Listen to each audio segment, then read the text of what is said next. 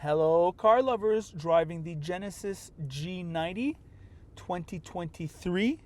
The Genesis G90 comes in this Ultimate trim, the only trim available, and it has interesting features.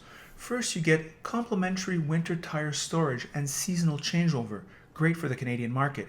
It includes a complimentary ceramic coating with a 10-year warranty and a 5-year appearance package. There is a scent diffuser with complimentary refill cartridges. The sound system has 23 speakers, nuts, easy close doors so you don't have to reach to close your door, all-wheel drive, 8-speed automatic, 3.5-liter V6 turbo with an electric supercharger, and a 48-volt battery with brake regeneration that makes a total combined 409 horsepower. 3-zone climate control, nearly hands-free driving, I tested it. This costs $115,000, so it is subject to the Quebec Envy tax on cars over $40,000 and also Canada's Envy tax for items of over $100,000. Fuel economy is good for such a large vehicle, 13.6 in the city, 9.6 on the highway. I could go on and on. The exterior is conservative, the interior sublime, and the paintwork and assembly are German level, and the ease of use is above average for the category. In a sense, this is the most unique product of the Genesis lineup. It has real character, and it feels like the Koreans went all out to seduce the customer. This car comes with a 3.5-liter turbo engine with an electric supercharger. That sounds complicated. It's a V6. It also has all-wheel drive, so it can get through our winters. It has 21-inch wheels, craziness, with 40 ratio tires. 40 ratio tires. You wouldn't know it from where I'm sitting. However, on the Montreal Trail, who knows what's going to happen to those wheels? So, what to say about this vehicle? Well, it's a full-size sedan. It certainly feels like it. I'm very comfortable here. Highly comfortable, actually, when you think about it. It's got a great, for a big sedan, the key interfaces are relatively simple. They're all laid out here. I love the button environment. It just avoids me from putzing around in the menu. This is a touchscreen, all right? But you can navigate it with the this big knob interface for the infotainment. I would have to say, in the world of infotainments of $100,000 vehicles, this is simple enough. So we'll give it credit for that. Sound system, navigation, climate control, drive modes, these are the things you typically fiddle with the most as the season change, as the weather change, as what you want to listen to on the radio or podcast changes. So those key elements are easy enough.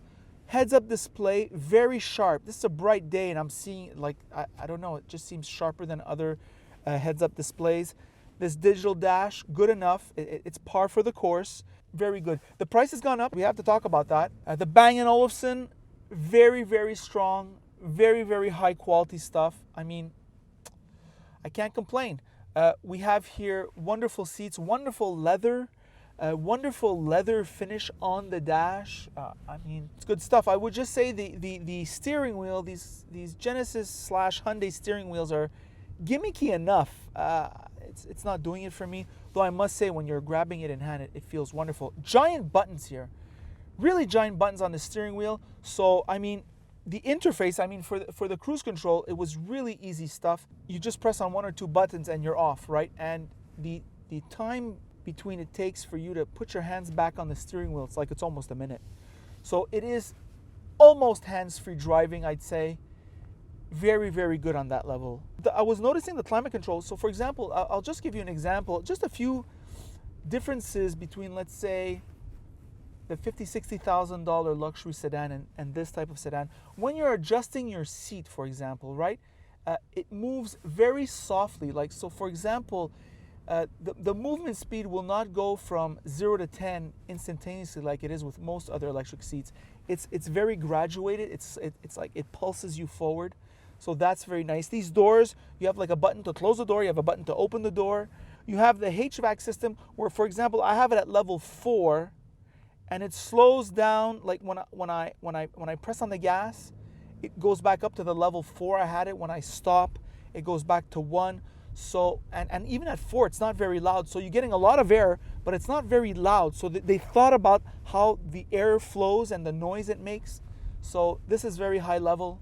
The screens are of an incredible sharpness. The computer is very fast. So you're toggling from menus very quickly. You're not waiting. And which means you're taking your eyes less long off the road, consequently, when you're dealing with the infotainment system, which increases security. Very, very good, very luxurious. Sitting in back, you can control the volume of the music, for example. So if you're being driven around, well, you have that. Otherwise, it's very comfortable back there. You can block out the sunlight very easily. I must say, this is a highly luxurious vehicle. The issue, and Ross insisted upon it when we were doing the French version, is the price has gone up, but the brand prestige hasn't. When people pay this much money for a luxury vehicle, the brand has to communicate something to the world about them. And maybe Genesis doesn't do that. I think the Germans do. I think even Lexus does, with virtue of their longevity. They're just such high quality. They're the only manufacturer which makes such long-lasting, high-quality vehicles in the luxury class. I'm not ready to put Genesis at the Lexus level in terms of long-term reliability, but it's certainly better than the Germans, right? Because the Germans, it all falls apart after 100,000 kilometers. You're going to the dealer, and with a 7 Series, it's between $5,000 and $10,000 a trip. So, and I understand this idea that people have the money to repair those things at that price. I beg to differ. I think rich people got to be rich. It's not because they threw their money out the window. So there's that. But definitely on the lease, boy, the Genesis G90 has got its work cut out for it. A few things also on convenience where I'm noticing it. The rear seat doesn't go down. It's decidedly inconvenient. So you need another vehicle, right? You can't just have this G90 and own a $1.8 million home. You know, there has to be some convenience. Sooner or later, you will be dragging things with you. So I would say if you have a long commute from your luxury home to the city, I think this vehicle is wonderful for you. If you're a high level in a company and you need to drive into work all the time and you're doing over half an hour commute, maybe an hour, maybe an hour and a half, you're going to be in total luxury in this vehicle. Highly recommendable on that level. And those are my thoughts. By the way, if you like this review, like it. If you don't like it, don't like it. And if you really like it, well then of course you should subscribe. And that is it.